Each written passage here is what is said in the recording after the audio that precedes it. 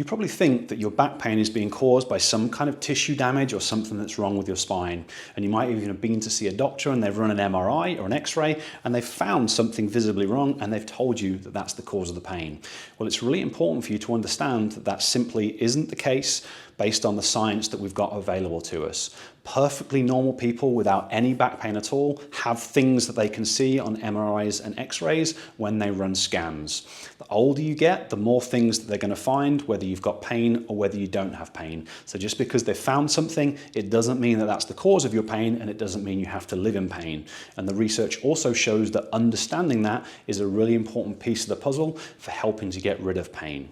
But there are a number of different underlying things that can be contributing and can be causing to your pain, because pain is just a protective mechanism created by your brain based on things that it finds are threatening. So if there is some kind of pathology in your spine, that can raise the threat level a little bit, but it shouldn't be enough to create pain all on its own. So we need to look for other potential causes of threat. And there's a few different options, but the one that we're focusing on in this video, because it's probably the number one cause, is how your vestibular system is functioning. So your vestibular system is the balance system that lives in your inner ear, and it's basically responsible for controlling your spine, because we've got receptors in the vestibular system, and as we move our head into different directions, these receptors detect the head movement and then they tell our spine what to do.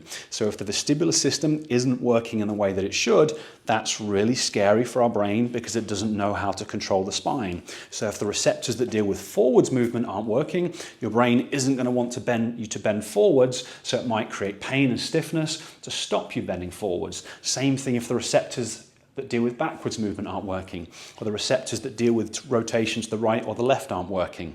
So what I've found is that when you teach people how to train and improve the vestibular function, it often gets pain very quickly and helps them to keep it away and helps them to get back to performing normal activities and playing sport and doing all the things they love, because we've removed that major underlying source of threat. So that's what I'm going to show you how to work on in this video. So the way that we're going to do this, we're going to test your back first, then we're going to work on the vestibular system, and then we're going to retest your back. And it's really important to do it this way because people's nervous systems respond differently. So people have different sources of threat. So we need to find what works for you. Now there's different ways that you could test your back. If you know there's a movement that causes you problems, so maybe when you lean forwards, you feel discomfort in a certain place, then you can use that as a test. Otherwise, there's a few options that you could use. One of them is a trunk rotation. If you have your feet together and you just kind of rotate with your hands in front of you, you can see how far you can go and you can monitor how it feels when you get into those positions. You could do a toe touch. So keeping your legs straight, just kind of reach down, see how far you can go, and you can see if that causes you pain, and you can see what your range of motion is like. You could also do a back extension to see how far you can lean back. But for all of the movements that you do, feel free to warm them up. So you can do 5-10 reps just to make sure that you feel confident that things are warmed up, because then we're going to test the vestibular system and we're going to retest that range of motion to see how your body responds. So now that you found an assessment to use, we're going to work on training your vestibular system. Now, in addition to controlling your spine, this system also controls what your eyes do. So as I move my head, the vestibular system tells my spine what to do, but it also has a reflex that keeps my eyes looking at a specific target. So that's the reflex that we're going to be working on to help to start train this system. And it's called the VOR, or vestibulo-ocular reflex. So we need some kind of visual target. I could use my thumb. I can just hold that out in front of me at arm's length. But I'm going to be using a pen, and I'm going to focus on the tip of the pen. So I'm going to hold it there. I'm going to keep my eyes looking at the tip, and then I'm going to turn my head to the right. Now when you do this, you're going to go quickly out and you go slowly back, but you're going to keep your eyes looking at the target at all times. I find a lot of people that have back pain, they're not able to do this very well. Instead of keeping their eyes focused on the target, their eyes will leave the target, and they think that they're just forgetting, but it's not that they're forgetting, it's just the system and the reflex isn't working really well. So often if that happens, it's a very strong sign that you need to train this system. But the exercise is really simple. I'm going to look at it and I'm going to bring my head back to the middle.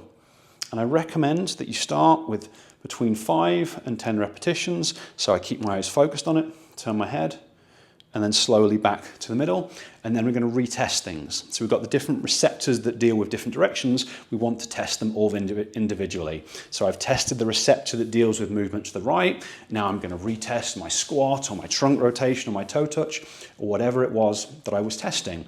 And it will either improve, it will stay the same, or it gets worse. Now if it gets worse, it tells us that we need to train this system, but we just might need to do it in a slightly more gentle way. If it stays the same, I would generally try more reps. So if I do 5 reps and my trunk rotation stays the same, I would try 10 reps or 15 reps or 20 reps. Whereas if it improves, then we know that we can use the exercise to help reduce your brain's perception of threat. And if we do this frequently throughout the day, it can be one of the fastest ways to get rid of pain and to keep it away. So we're going to test that to the right. Then we're going to do the left. So exactly the same thing. I'll start with 5 reps to the left, keep my eyes focused on the target.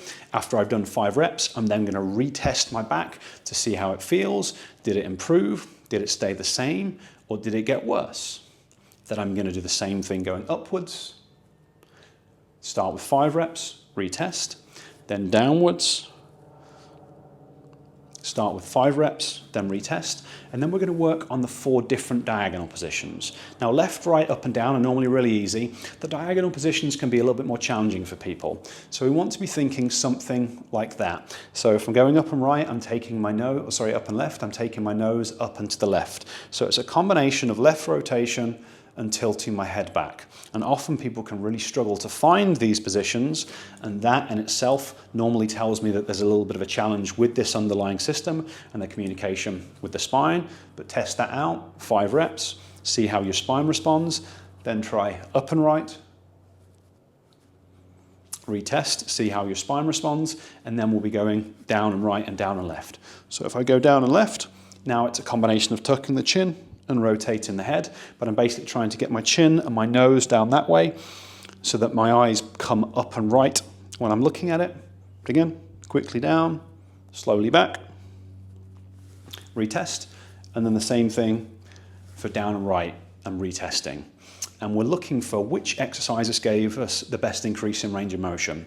Now, as you go into this testing, important to understand that we're challenging the balance system in your inner ear, so make sure that you're safe when you do this. If this system really isn't functioning well, people might get a little bit lightheaded, they might get a little bit nauseous or something like that. And for me, again, if that happens, that tells me that it's a high likelihood that this system is contributing to the back pain that you're experiencing, and we know we need to train it. We just need to find the right way to do it. So if you do experience some unpleasant symptoms as you go through, just sit down, take a rest. You can cover your eyes, you can relax, allow things to recover before going through it again. So don't make yourself feel awful, but see how you get on. Test these exercises. Which one gives you the best response?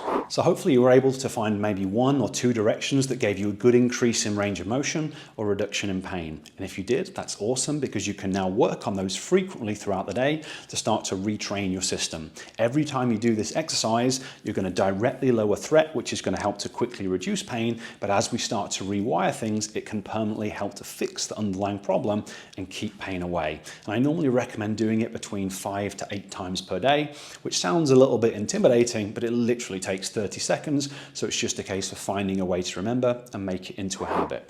Now, if you didn't respond well to any of those exercises, there's a few different potential reasons. The first one is that you just didn't do enough repetitions, because some people need more reps. I start with 5 to 10 reps because most people respond well to that.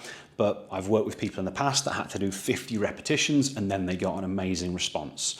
Another option is that you were seeing changes, or there were changes, you just weren't able to notice it because your body awareness isn't good. And again, I've worked with a lot of people in the past that that's the case, especially when people have had pain for a long time. Their brain isn't very well connected to the body, and you see people, they have a massive range of motion, but they can't actually detect it themselves. So sometimes it can be useful to record yourself doing it like I'm doing it here, or to get someone to watch you and they can give you feedback. Another potential option is that it just wasn't the right thing. It isn't a contributing factor to your pain. Now, I find that's less common, but I have worked with people in the past where the vestibular system wasn't a major contributor. It just means that there's something else that you might potentially need to work on. So try not to get frustrated. I know it's annoying. If your body hurts, you try something and it doesn't work, but it's just the nature of how the systems function. Everyone's a little bit different. The key to getting rid of your pain is finding your underlying causes.